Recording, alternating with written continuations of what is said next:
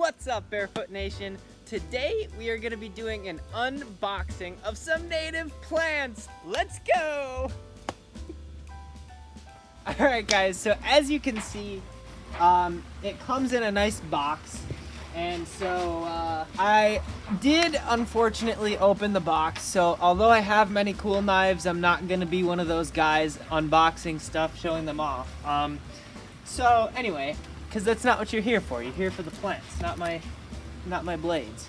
So I haven't seen the plants yet, but all I did is open the box and give them air. Anyway. So, alright guys, so the first plant that I got from mail order natives is a type of oak.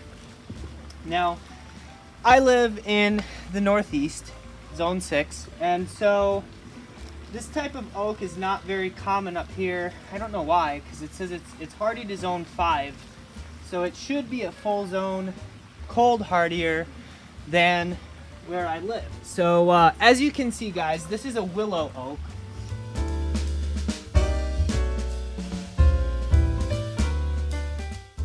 And a willow oak gets its name, you guessed it, from its willow-like leaves. And so you can see that even though this is indeed an oak and it will produce acorns and get just as big as an oak, it actually looks really good. This is amazingly large for 1 gallon plant. The other thing you'll notice when you get a lot of plants in the mail is that it's not potted anymore, or it was potted but it's unpotted. There's like weird restrictions and, you know, like weight limits and post office stuff. I'm not sure which palm this is.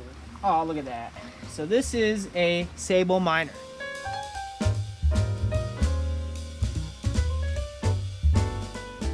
And so this is a palm, believe it or not, that is hardy in, look at Logan and photo bombing, video bombing. And I'm gonna give you guys a shot once all these plants are potted up and it's daytime. But it actually is decent light out here. And so a sable minor is a beautiful fan palm that can live in cooler climates with some protection. So probably I'm either gonna put a cold frame, otherwise known as an unheated greenhouse, around this shrub, or I'm going to just get a whole bunch of leaves and pine straw and protect it that way, similar to hardy bananas, except the main difference is this guy needs a much more airy mulch. You can't just dump bags of mulch over it or you'll suffocate it and make it rot. Their central stem will rot very easily. And the last plant that I have, which is another US nativar, otherwise known as native cultivar, is the saw palmetto, or Serenoa repens. Now this, look at that.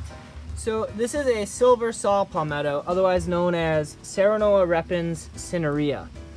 And so I've never grown Serenoa repens.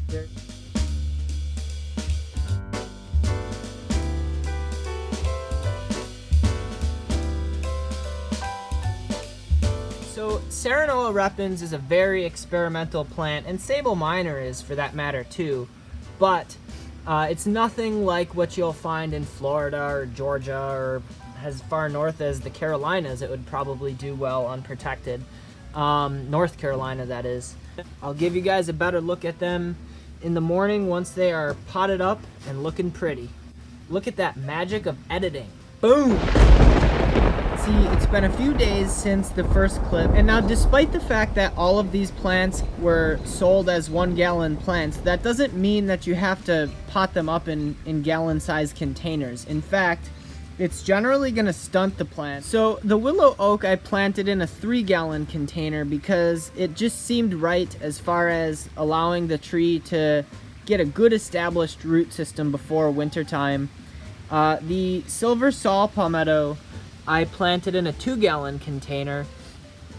Again, not because it necessarily has a particularly fast growth rate that it needs double the soil container, but because planting in a bigger container is going to allow for the plant to be a little bit more evenly moist. Of the 3 plants, I did plant the sable miner in the smallest container, and that is because it is the smallest growing plant, but it's also going to have a little bit less soil so that it's a little bit warmer. Anyway guys, I'm going to give you a close-up of all of the plants and let you get a really good look at them. Now, and so basically the saw palmetto is hardy from zone 7 to 8, depending on who you talk to. We'll just say 7B to zone 11. This is common in the deep south as an understory plant. So if this plant winds up in the ground, I'm probably going to be building a large, long cold frame structure to keep it warmer in the winter and to prevent the prevailing wind from really drying this plant out. But it is possible to overwinter Serenoa repens in zone 6 in the right microclimate. And the willow oak, you can definitely see now in much better light where it gets its name. Now, it doesn't exactly resemble a willow, but it is nonetheless a beautiful tree. The thing I did notice that was interesting that a lot of growers are doing, if that's not a graft, it looks like they cut it off at the base and then let it reshoot. And I'm thinking what that's gonna do is trigger the plant to have a water sprout. And that's just gonna basically give it a nice straight trunk. I'm actually more intrigued by trees and gardens that look like they've been through something. And then finally, the dwarf palmetto or the sable miner. And I'm actually really surprised at the fact that this sable palm is already starting to have some divisions in its leaves, because normally the other sable palms that I have that were rooted into 1-gallon containers, they basically don't quite look like a palm yet. And so I'm hoping that this plant is going to rapidly grow into a beautiful fan palm and then be a really nice tropical touch sooner than some of the other ones,